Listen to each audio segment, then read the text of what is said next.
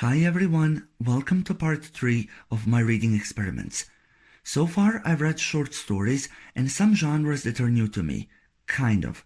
Today I'm reading cozy mysteries for the very first time. Couple of years ago I came across this video recommending free cozy mysteries from Amazon and I became pretty intrigued. First of all, I didn't know that free books are a thing at all, and I assumed that they must be pretty horrible if they are free. I wanted to give a few of them a try to see if that's the case or not. Also, at the time I wasn't able to find any cozy mysteries in my country. We have traditional mysteries like Agatha Christie and mystery thrillers. However, cozy mysteries set in small towns, following main characters with a unique profession, having lots of puns and pet characters, these kind of things were really hard to come by, as far as I know anyway. So I wanted to give the genre a try and see whether I like it or not. I was afraid that I might not like it because I tend to not love gimmicks in general, and they seem to be basically a staple of the genre. So I downloaded 4 books, I read them, and now I'm going to talk about them. There were more books recommended in the video, but many of them were no longer free when I stumbled upon it. Anyway, let's talk about the books. The first book is Bed and Breakfast and Murder. The first book in the Fiona Fleming series by Patty Larson. After living in New York for 10 years, Fiona Fleming needs a change, so she moves back to her hometown of Reading, Vermont, where she inherited a bed and breakfast from her grandmother. A man shows up on her first day there, claiming that the whole business was signed to him. But before she can verify his claims, he's found dead in her backyard, and she becomes the main suspect in a murder investigation. Now she needs to clear her name as soon as possible. The book opens up with a long scene of Fiona cleaning the toilet. On one hand, it shows how unprepared she is for the job. On the other hand, it was weird and, in my opinion, unnecessary. This, alongside the continuous mention of the dog's flatulence throughout the book, really reduced my enjoyment of it. The book has a weird writing style as well. Let me give you an example. I scrambled my way out of a small town blah and into the bright and shiny life of college and real life. I appreciate what the author tried to do here. We are in the main character's head. She's young, immature, and initially hates the small town. However, it was still a bit weird and it took me a while to get used to it. There's also too much talk about the dog. This is one of those gimmicks that I was afraid that I wouldn't like, and I was a bit annoyed by it, though surprisingly I did come to love the dog by the end of it. It takes a while for the mystery to get going, and once it does, it's not that interesting. Don't get me wrong, it was still fun and I wanted to find out what was going on. However, what primarily drew me in are the small town vibes and some situations that we can all relate to. The inhabitants of this small town are colorful and lively, albeit a little stereotypical at times. The ending comes out of nowhere. Yes, there is some foreshadowing, but it just kind of randomly starts happening when you least expect it, and the main character sort of kind of stumbles into it, which I'm not sure how I feel about. Based on everything I said so far, you might assume that I hate the book, but that's really not the case at all. I thought it was fun and enjoyable, and it was the right thing for me at the time. I read this in between some other longer and heavier books.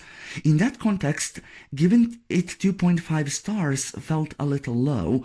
However, I had quite a few issues with the book, so I ultimately decided on 3 stars. This book is still fun. It's kind of like a Christmas movie, the right thing at the right time. You enjoy it and you move on. So do give this cozy a try if it sounds intriguing, just don't set your expectations too high. Now let's move on to News and Nectarines, the first book in the Three Town Murders series by Carly Winter. It follows Tilly Donner, who wakes up in the middle of the night to see her neighbor's orchard on fire.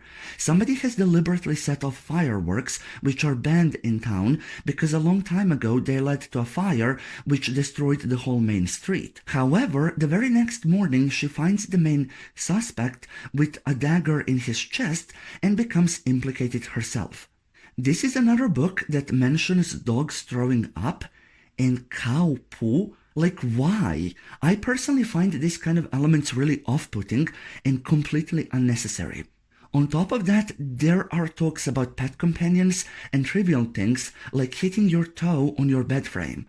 Now, they're not written to be relatable, but rather to be funny and quirky, and that just makes them annoying.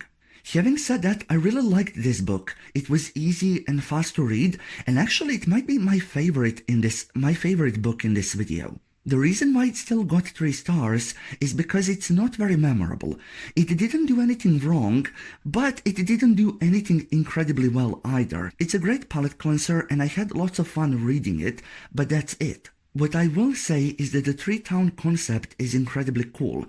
Basically, there are 3 small towns at an equal distance from each other that share common services like newspapers, police, firefighters, and so on.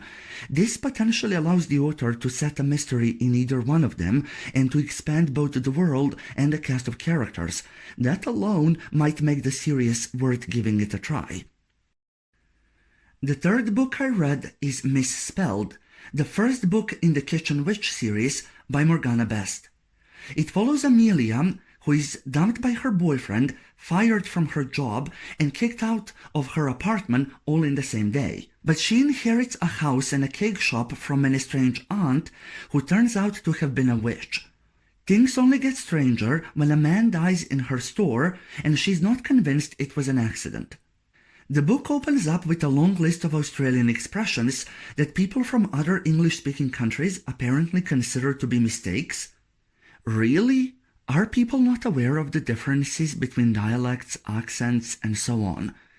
Anyway, as a non-native English speaker, I appreciated the explanations, but this is the very first time I'm seeing something like this. The book is a bit cheesy at times, but it's still fun and funny on an occasion. For example, I laughed out loud when Amelia tried to suffocate her boyfriend using a koala plushie while he was in the hospital. After the silly setup, the book becomes really good. The author is great at introducing magic and creating atmosphere. New rooms that were not there previously show up in Amelia's house. She randomly discovers a spell book. She senses that someone is watching her and pulls curtains on a side, and she sees a man staring at her from across the street. Magic in the story is very creative, though a little convenient. The characters use it all the time, and it feels like a genuine part of the world, not just a gimmick. The villain and their reason for committing a murder are kind of funny given the current political situation in Australia, but that's all I will say about that. All of these elements of the book were fantastic, however the mystery itself was not great. After the man dies in her store, Amelia continuously insists that it was a murder, but there are no real indicators of that. There was some kind of explanation as to why Amelia feels this way, but it didn't quite make sense. On top of that, while Amelia does conduct some kind of investigation, the answer ultimately just landed in her lap, and that was pretty unsatisfying. The cozy and magical elements of this book were wonderful, and I thought the author could write a cozy fantasy. But honestly, the mystery itself wasn't very interesting. Finally, I read Social Medium, the first installment in the Alice Moore Mysteries by Patty Larson. Alice has the power to see the dead, which she uses to help grieving families find peace and to debunk fake hauntings. Now she's supposed to appear on a TV show alongside her boyfriend. They were both hired by a fellow ghost hunter and a huge celebrity, Roman Ellis. He's not exactly a good person, but after being wrongly accused of blackmail and spending 6 months in prison, Alice is in a desperate need of money, so she's ready to accept just about anything. However, when someone shows up dead, she becomes the main suspect because of her record. She must find the truth before it's too late. Cozy mysteries tend to start with the main character moving to a small town, usually after a bad breakup. Alice is, however, happily in love. On top of that, she's learning to trust people after prison, starting with her boyfriend, the grandson of the very woman that set her up. This was such an interesting opening to a book that I couldn't wait to read more. The idea of filming a TV show and seeing what happens behind the scenes, especially in a supposedly supernatural program, is incredibly interesting as well. The main character is 24 years old, so the simple writing style and the use of slang are appropriate. There are also some references to the Fiona Fleming series, and even one character from over there shows up here. Apparently, Alice as a character was first introduced there before getting her own story, and this was actually pretty cool. Having said that, these references kept happening all the time throughout the book, to the point that it became kind of jarring. What's more, the book was kind of boring, and even though it was short, it felt kind of like a chore to read. All the elements were there: a murder, multiple suspects, an investigation, mixed in with some personal drama, but somehow I never felt connected to any of it. I also thought Alice was going to use her gift more. Now, there would be no story if the ghost randomly gave her a solution to the mystery.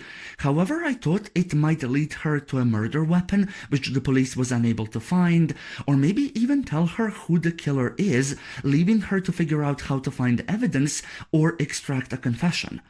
The choice to not use her powers in the story might have been deliberate as a subversion of expectations, and she might use her powers more in the sequels, but it's still a bit weird, I have to say.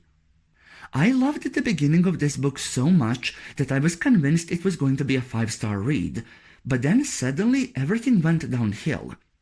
Still, I wanted to finish the book and see what's going on, and the series has potential, especially if Alice taps into her gift more in future installments.